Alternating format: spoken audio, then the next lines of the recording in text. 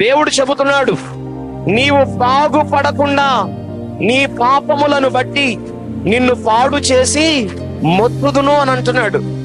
దేవుడు ఎందుకు మొత్తుతాడు? ఒక రాజ్యాన్నైనా ఒక వ్యక్తినైనా దేవుడు ఎందుకు మొత్తుతాడు అని అంటే, ఆయన ప్రతి ఒక్కరిని మొత్తడం ఆయనకి సరదా ఏం కాదు. ఆ వ్యక్తి జీవితంలో అతడు అనుకున్న దానికి వ్యతిరేకంగా దేవుడు తన ఉగ్రతను చూపించడం. ఎందుకు దేవుడు మొత్తుతాడు? ఎందుకు దేవుడు శిక్షిస్తాడు?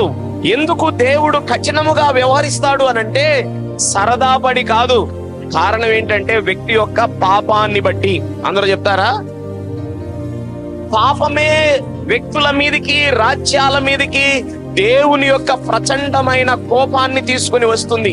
ఇక్కడ మీకా ఏం చెప్తున్నాడంటే, నీవు బాగుపడాలనుకుంటున్నావు, నీవు క్షేమంగా ఉండాలనుకుంటున్నావు, నీవు బాగుపడాలని కోరుకుంటున్నావు, కానీ నీవు బాగుపడకుండా నీ పాపమును బట్టి నిన్ను పాడు చేస్తాడు దేవుడు, నిన్ను మొత్తుతాడు దేవుడు.